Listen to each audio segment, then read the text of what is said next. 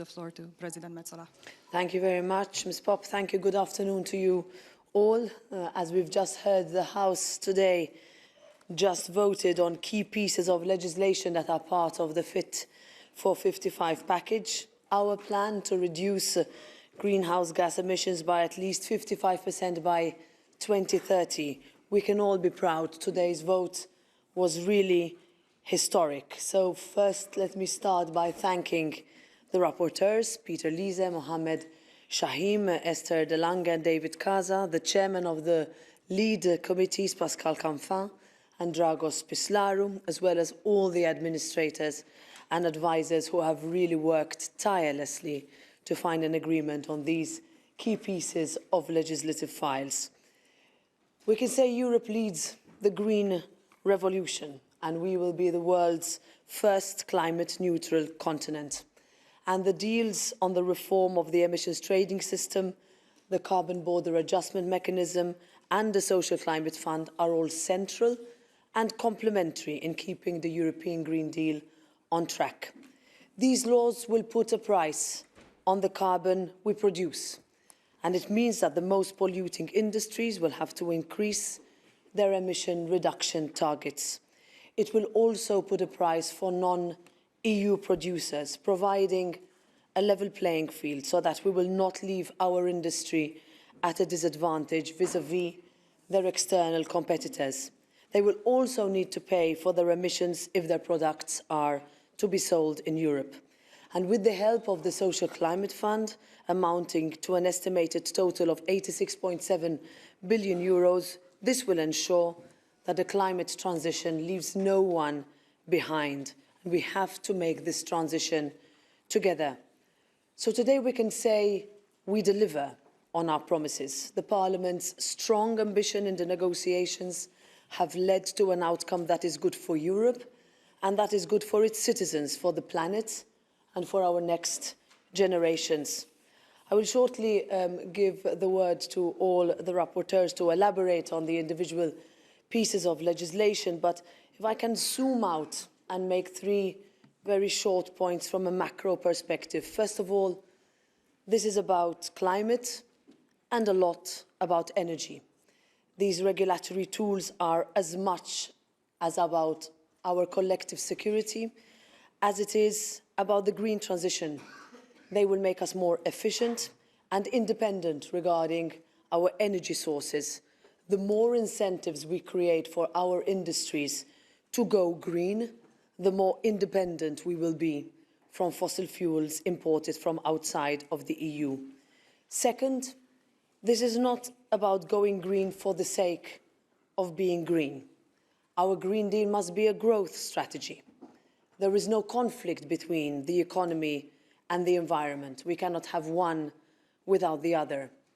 Instead, this is about opportunity.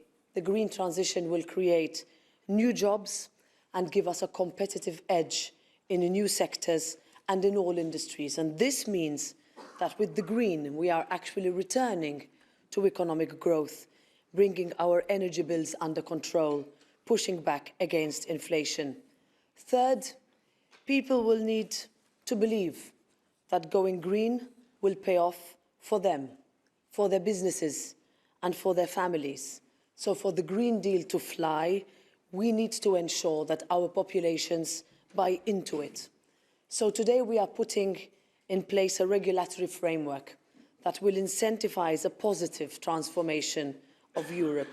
The solutions will also set standards for other partners around the world to follow.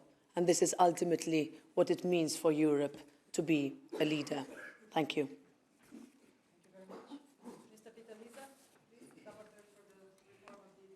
Yes, thank you very much, and thank you to Roberta. The result of today is good for climate, good for the jobs, especially in the energy-intensive industry, and good for the people. We are delivering to our promises, but we do it in the most cost-efficient way. The ETS rewards everybody that saves CO2, and we are not here in Brussels, Strasbourg, or in the national capitals to say what is the best way. The market and the citizens will find the best way. And I think that's the first important point. Second point is, and this is really a revolution, since we have the ETS, since we started to discuss it more than 20 years ago, the Parliament wanted the money to be spent on purpose.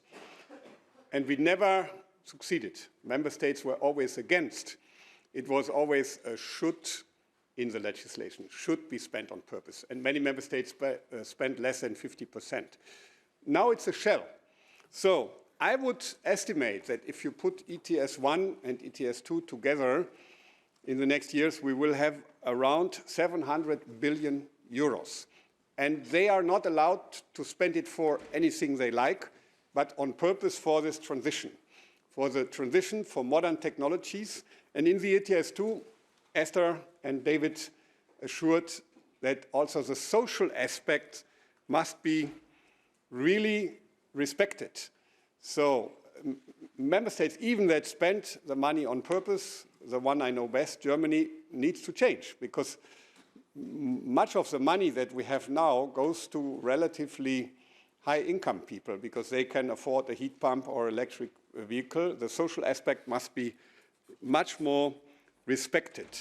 And when people say the Social Climate Fund may be not enough to address this challenge, it is huge. It is more than 68 billion. We increased it compared to the Council. But the national revenues only in ETS 2 are about twice as much.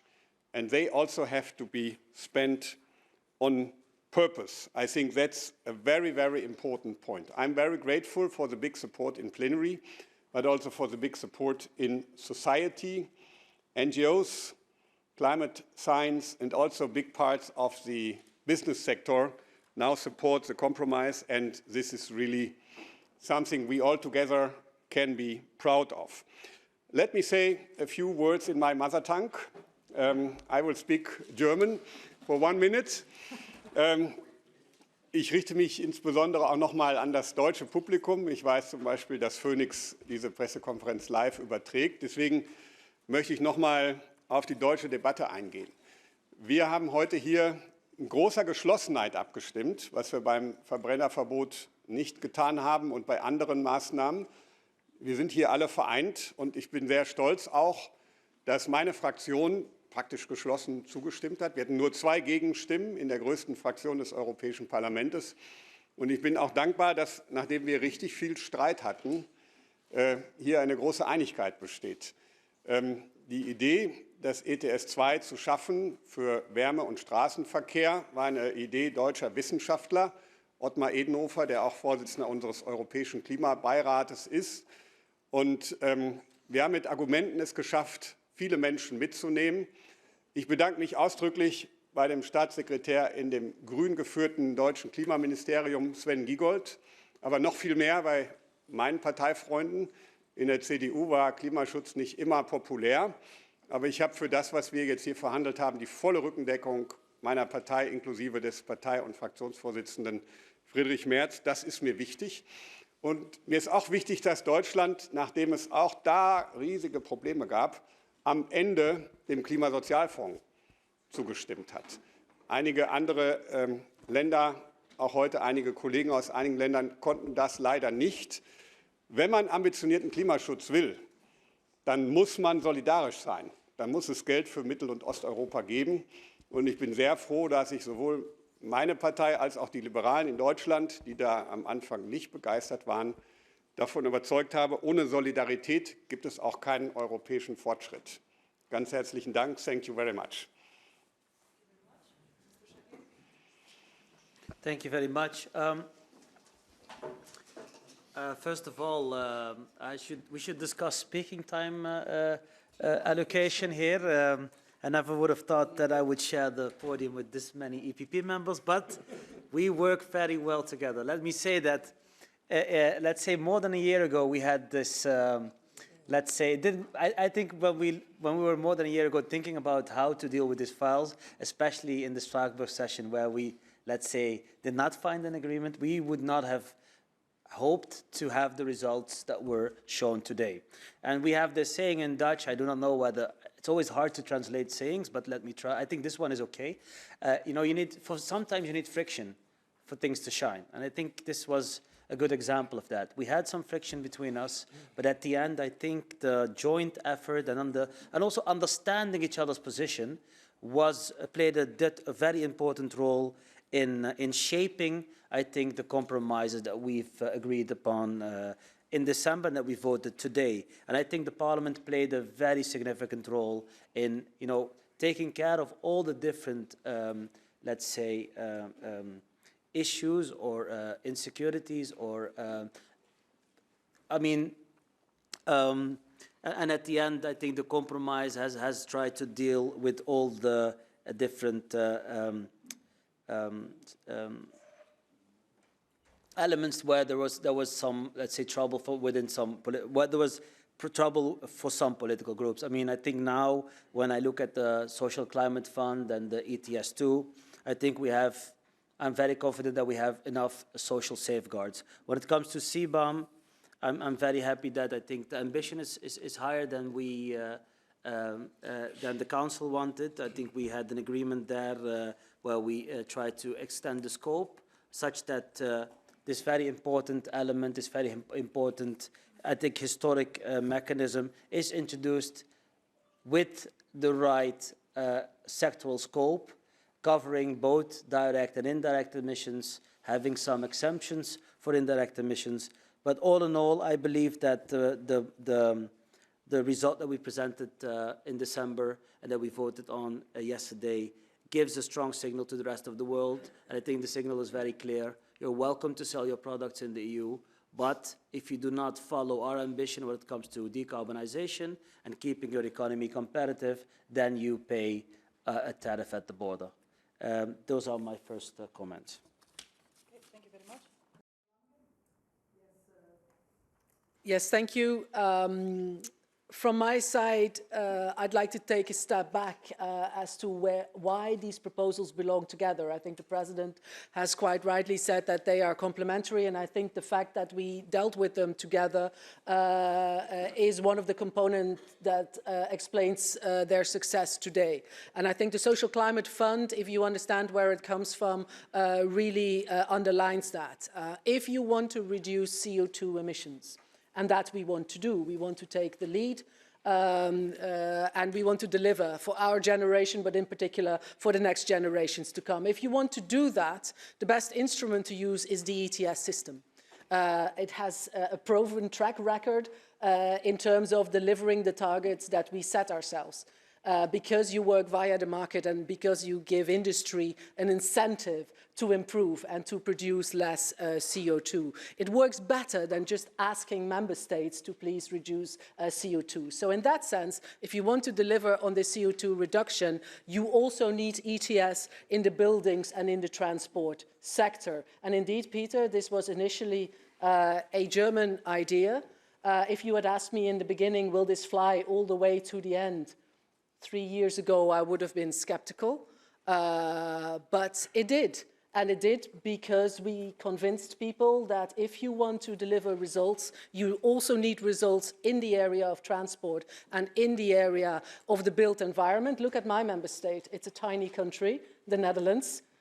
Lots of Germans drive through it in cars that emit CO2. If we don't have European-wide agreement, our objective would be so high and so impossible to achieve, if we did not bring both the buildings and the transport sector in. So if you want to do that, you need ETS. But if you do have ETS in these two sectors, you know it will have an impact on people, and in particular on the most vulnerable households. And that is why you need the Social Climate Fund. And the Social Climate Fund, if member states use it correctly, it can cushion the full impact of ETS2 for the lowest income groups. I think that is very important.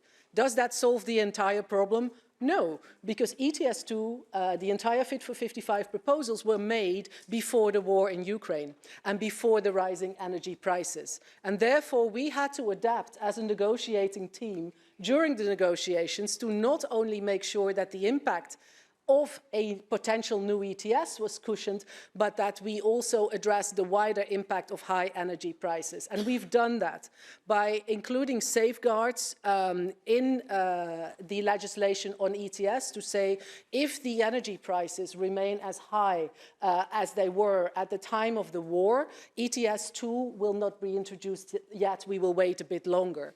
Another safeguard is to limit the maximum price of ETS 2 and therefore the impact on households. And of course the Social Climate Fund is another way of cushioning that impact. Just to set the record straight, because there's a lot of figures going around, there was a hard fight with the Council to get some national co-financing, as was also initially proposed by the European Commission into this fund. Council's position was that they wanted no national co-financing. We were not surprised because member states always want maximum flexibility, also not to spend their revenues from ETS on purpose. But we managed to bring back 25% co-financing, which leads to, for the full period, a fund of 86.7 billion. And let me leave it at that, because, David, I think there should also, for my co-rapporteur, be something left to say about this fund. I will finish with, indeed, Peter LIESE's achievement in the ETS 1 to change the wording about the national revenue from should to shall. It might seem small, it might seem trivial. It was for sure 3 or 4 years of our lives, but it is fundamental in the sense that the hundreds of billions of revenue generated by the ETS system. Let's not forget the last time around that I was working on the reform of ETS, the ETS price was €5 per ton. It is now 100, so that explains the additional income for member states. And this shall has ensured that it shall also be spent on purpose rather than giving a blank check, which we as a parliament were not willing to do. I'll leave it at that. Thank you. Thank you very much. And Mr. CASA, please. Thank you, Dana. Yes, on the Social Climate Fund, of course, I welcome the excellent results of the votes. I think it shows very clearly that the negotiated deal is a good balance and that the compromises reached have broad support. We have a fund that will be much better equipped to fulfill its objectives, a fund that is a good size and that I think can have a real concrete and positive impact. As the co-rapporteur from the Ample Committee, my focus has always been, of course, on the social dimension. We wanted to ensure that funds will reach those who need them most, and we wanted to promote long-term solutions over short-term fixes. I think that Parliament has succeeded in this regard. There rightly is a lot of focus on the size of the fund, which is a total mobilization of 86.7 billion, and this is more than we were expecting, to be honest. But we have also managed to include safeguards on how the funds are targeted. We have included robust consultation requirements.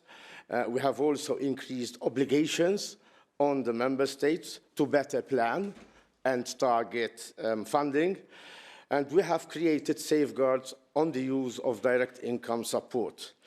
It is my hope that this fund will address and leave citizens better equipped to become more energy efficient, to be less dependent on energy generated by fossil fuels, and trigger a push to effectively address energy and transport poverty.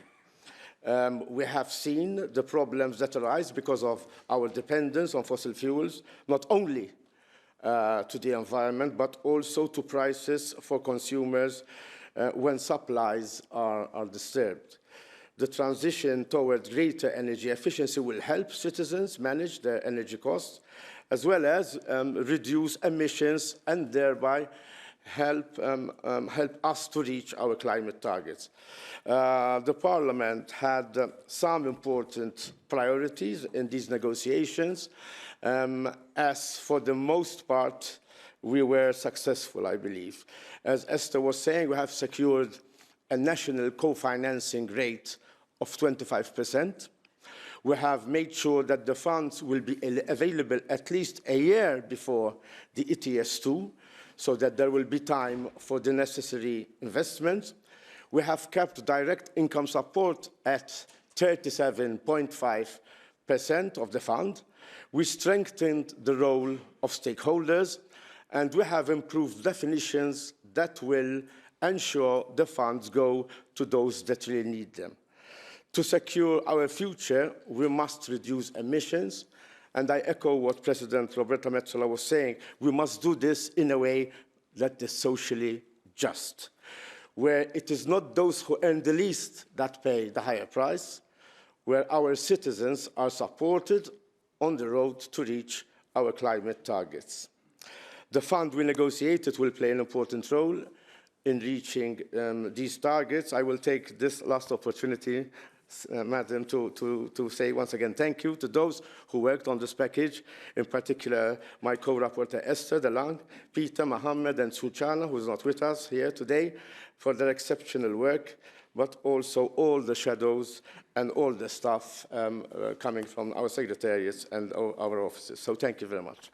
Thank you very much. We are able now to take a few questions. We're going to try to group them together so that we give most of you the opportunity. And please introduce yourself. Also indicate the media that you represent, and if possible, indicate to whom you're addressing the question. Otherwise, we will try to do a little. So I will take a little batch of 3 questions, please. Go ahead. Yeah. Yes, please. Thank you, David Carretta, Radio Radicale, Italian region. A couple of questions. I don't know who can answer. The first one is on ETS2 and the social fund, because the social fund will go for the most vulnerable household. But today, the middle class has a problem with inflation, with high energy prices, and cannot afford an electric vehicle, heat pump, and so on. I cannot, but I'm not a vulnerable people. So I'm wondering if this measure will widening inequalities in the European Union because the rich will pay less than the middle class. Second question is more political. In 1 year, there will be elections, and some national political parties in the center-right, right, and far-right are saying we will backtrack. There will be a new majority in the Parliament and in the Commission, and we will backtrack on this. What's your comment? Thank you. Lorenzo, please, if you'd like the second question. Consoli from Asca News, Italy. It's also on the social fund, my question, and it's a sort of follow-up. Is there any benchmark, threshold, or any number, any scale that you can give us about the people in the families, in the households that will get the money from the social fund, and when, and also the small enterprises that will be helped by this social fund? Because we say the most vulnerable ones, it is clear, but we don't know which ones are the most vulnerable ones that are identified by this measure. Thanks. Okay, thank you. Emanuela, you wanted, please? Can you hear me? Okay, Emanuela Barbiroglio from Carbon Pulse. So I have a question because many claim that these new laws rely too much on member states. So what do you expect exactly member states to do? And the other question is, do you think that EU industries, in particular chemical and petrochemicals, will have to move outside of the EU? And how do you, how is the EU going to compete against the US or carrot approach? Thanks. Okay, thank you very much. Ms. Metsola, if you would like to reply to any of the more general questions, otherwise the rapporteurs for the Climate Fund and then Mr. LIESE. Well, I can, excuse me, so on the details and the numbers, I think that my colleagues can answer, and I can also, perhaps for the general political questions, you know, are we relying too much on member states or not? If anything, what this Parliament wanted with this package, and you will see it also with a very, very broad cross-party political majority, is first of all to make sure that the member states' obligations are actually implemented. Esther at one point said, you know, we need to make sure that member states stick to their obligations, and that's what we have, as a parliament, been insisting on in terms of every single piece of legislation that comes into play. Why do we say this? Because, of course, we can have great votes like we have today. We can have regulation one directive and 2 regulations that come into force, but then further down the line we realize that some member states are not doing what they're supposed to do. So this is the reason also while negotiating, especially the carbon border adjustment mechanism, so Mohammed's file, is that we made sure that there is more regulation and decision-making in terms of control of the implementation at Commission level, at EU level. We wanted this to make sure that the funds are spent appropriately. And on that, I would say that I do not see any risk of backtracking. I would see this Parliament as being ambitious, visionary, courageous, and one that, if I proudly can say I'm sharing a stage with such courageous and visionary and ambitious colleagues, are those that will take even more, I would say, difficult legislative proposals that are coming our way and finding a solution going forward. By finding solutions, I mean sitting with the Council, with Commission proposals that we will need to match with ongoing scenarios that are constantly changing, and yes, some governments that are at some points or other increasingly reluctant to implement them. But we are here elected by our citizens. We were given among the very top of our mandate and priority the responsibility to deliver on our climate ambitions while making sure that no one is left behind, and I think that that's what can be the legacy of this Parliament. Please. Yeah, I will start with the last question on industry, because that was really a big issue in the ETS report.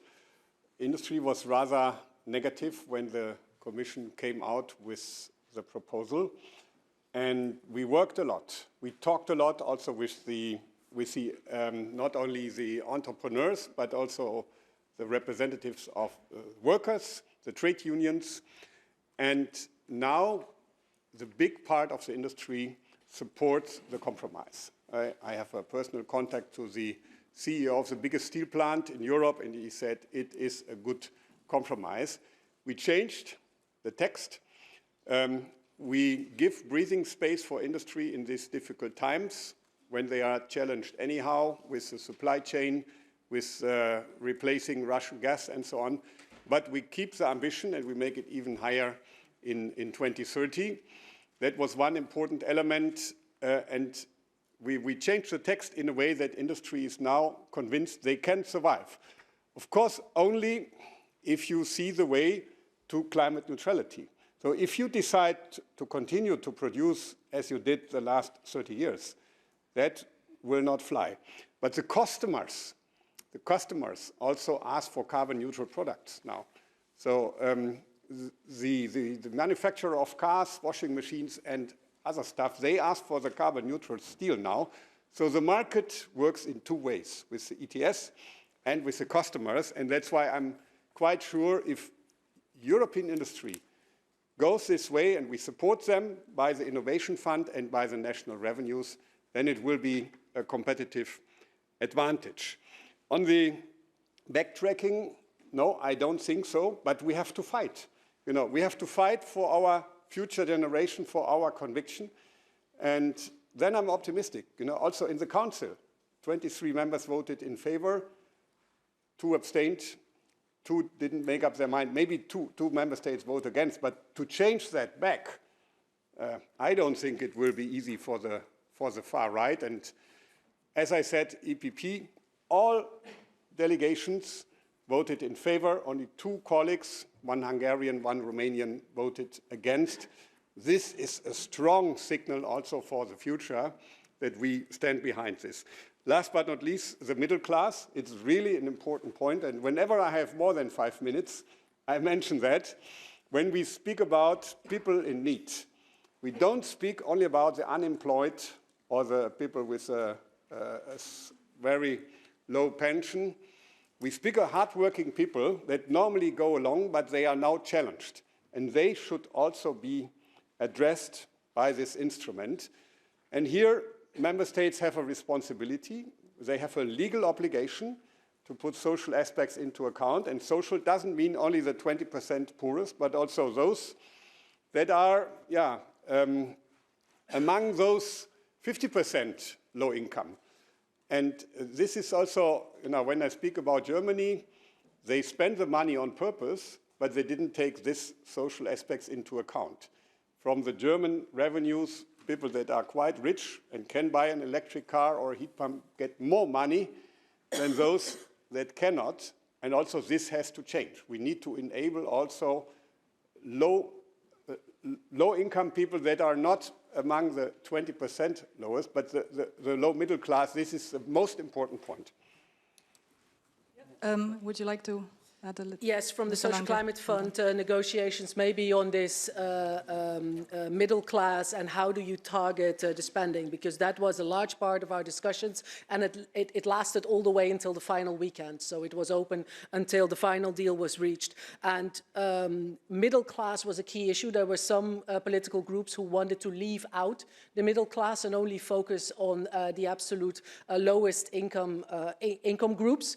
However, if you look at energy poverty and at transport poverty, which in particular in rural areas is an issue, you find that often member states already have measures in place for the lowest income groups, as a result of which the groups slightly above that are actually at a higher risk of transport and energy poverty because nothing is in place for them. And therefore for the EPP it was of key importance to include the middle class, and we have succeeded in doing that. The way we found the solution to address this problem, where maybe I as a person was a bit too ambitious, my first job was working for the Dutch ANWB, so that's the German ADAC. So I know a thing or two about cars, and I even wanted to be so prescriptive to say, okay, if it's a higher category car than category C, for example, a rental car, Europe doesn't pay. I don't see why Europe should pay for your Tesla if you can afford it. Even a small European contribution makes no sense. This is not the people we would like to help.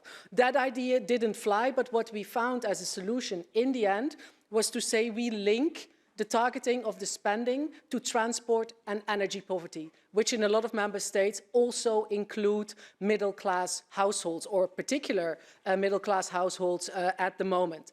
Then we ran into the trouble, of course, that there are slightly different definitions at national level for what exactly energy and transport poverty is, but we looked into them and they are rather comparable. So by linking the spending to transport and energy poverty, and so thank you for asking the question, this was really one of my key things, also linking the reporting of member states to these two issues, we force member states to target the money there. So I don't only want to define in this law, it should go to people at risk of transport and energy poverty. I want member states to report how their measures have contributed to either lowering transport and energy poverty, or at least decreasing the trend that we unfortunately see at the moment. It was one of my key things, so thank you for asking that question. Maybe if I'm allowed, one point on the petrochemical industry or whatever industry, it was the final question, are you not worried that it will leave Europe? Coming from a country that also has a petrochemical industry, the first signal, which is what Peter also referred to, I think, is that individual sectors and individual member states say, please do this at national level, at European level, because if this is done at national level in 27 different ways, this is the best way to ruin industry in Europe. So please do this at European level, which is what we did. However, and this is why I said in the debate, the work is only beginning. For us as EPP, we always said that climate policy and industrial policy need to go hand in hand. And therefore, only this package in itself, in a way, is not enough, if I can say so. If the Green Deal doesn't deliver jobs in Europe, I told the commissioner responsible, the Green Deal will not work. And therefore, we need an industrial policy that makes sure that there is interconnections between member states in the field of energy, that pipelines go into the ground for clean hydrogen, that planning procedures are sped up because it takes way too long to give industry the infrastructure that they need to make the transition. And I'm happy to say that since the Inflation Reduction Act in the USA, this point that initially we were rather alone on as EPP now has brought support. And there are proposals now from the Commission, as you know, the Net Zero Industry Act, for example, critical raw materials, that looks into all these elements that I think our industry quite rightly demands. So we can make sure they stay. This package will help, but we need a very strategic industrial policy as well, and we're currently working on that. Thank you. Okay. One very quick word on the Social Climate Fund, and then a quick word on CBAM. Yes, and then just to agree, first of all, with what Esther was saying, but on how the funds will be targeted and to who, this will depend also, of course, on the social climate plans, but also within the parameters of the definitions we created. So yes, the fund will go to those who are vulnerable, but the definitions do not leave some room, do leave, in fact, some room for maneuver, as you rightly pointed out. But the member states can, however, have to create their plans that will then need to be approved by the Commission. So funds will go to those who need them most, but also where they can be most effective. I think this will answer your question. Clearly, I'm the S&D minority on the stage, so I have to wait for my time. But anyway, thank you.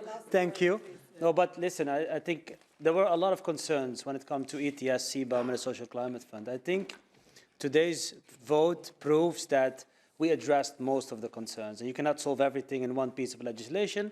As Esther clearly said, also the Net Zero Industry Act will help decarbonize our industry. When it comes to the chemical industry, I'm going to be very bold. If you want to keep those heavy energy-intensive sectors in the EU, you need a CBAM. I've been talking to many. The funny thing is when you talk to in the same sector with different chemical companies, I was supported by many of them, but there were also quite some opposition against CBAM coming from the same sector. I was talking to some of the, let's say, the greater opposition producers after we had an agreement and after the energy crisis occurred, and they acknowledged that maybe we should have reassessed our position because we are getting more and more aware that we need a CBAM. If we start investing severely in decarbonization, and we keep this unlevel playing field, unfair competition coming from outside of the EU, you're basically demotivating any investor to decarbonize. And I can tell you one other thing. We will not be the only region that will introduce a CBAM. CBAM will be normal in a couple of years, because if the Americans invest billions to help decarbonize their sectors, then you need to have something to create a level playing field. And the Americans then choose America first. We don't choose those type of protectionism mechanisms. But if you want to keep a level playing field, you need these type of mechanisms. And I know the Australians, the New Zealanders, the Canadians are also thinking about it. Even the Indians are talking about it. This is the future for climate change and keeping the industrial competitiveness. Thank you. Fortunately, we don't have time for any more questions due to the tight schedule. Please, if there are a couple of more questions, and if the rapporteurs themselves might want to spare a couple of minutes in the room, I invite you to do so. Otherwise, thank you very much for your presence today. Thank you very much.